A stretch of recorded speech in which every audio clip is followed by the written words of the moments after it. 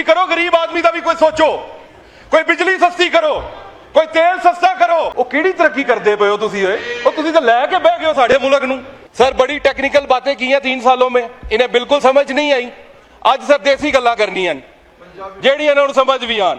गरीब आदमी की गल करनी है तो मैं जनाब इत्थे कोई कसीदे पढ़न नहीं आया, मैं इत्थे नोहे पढ़ने चाहिए ने जिहो जिहा बजट तुहां दिता है।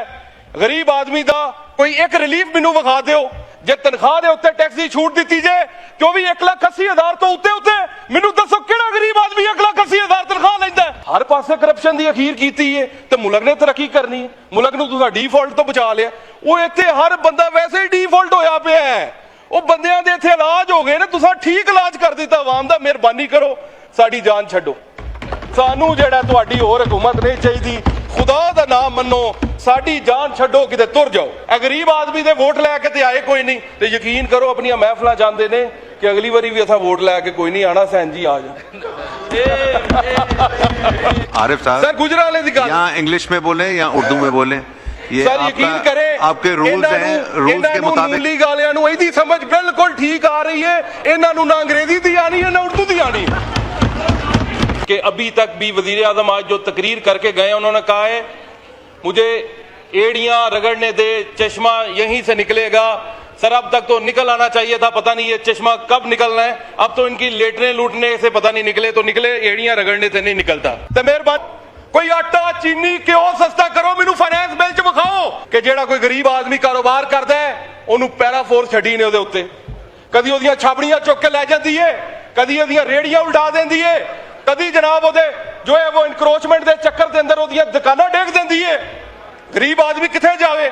ये माशाल्लाह आज काफी वजीर बैठे हैं, शुक्र अल्लाह का इतने मिल गए, वरना इतने इकट्ठे मिलते नहीं है। उन्होंने कहा कि सिफारिश नॉट एक्सेप्टेबल है, जो सिफारिश करते हैं हम उसे मुअत्तल कर देते हैं। और सर अगर सिफारिश नॉन एक्सेप्टेबल है तो करप्शन को भी तो नॉट एक्सेप्टेबल करे ना।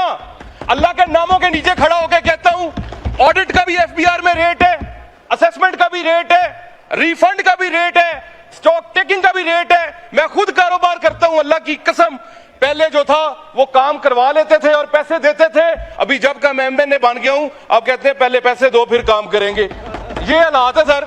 मेरे साथ अगर ये हो रहा है तो पाकिस्तान की आवाम के साथ क्या हो रहा होगा? और ये मैं अल्लाह के नामों के नीचे खड़ा होकर ये बात कर रहा हूं। ये सर 5वां बजट है ये जो शहबाज शरीफ साहब की हुकूमत पाकिस्तान को दे रही है।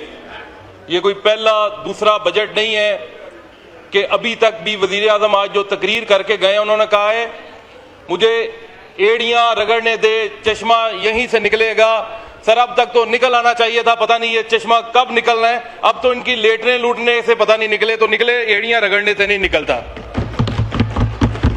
इस बजट के अंदर इन्होंने टैक्स रेवेन्यू का टारगेट 2300 अरब से बढ़ा दिया है और टोटल जो इन्होंने रेवेन्यू कलेक्ट करना है नॉन टैक्स और टैक्स का मिला के उसका हदफ तकरीबन जो है वो 20-21 हज़ार अरब के करीब रखा गया है।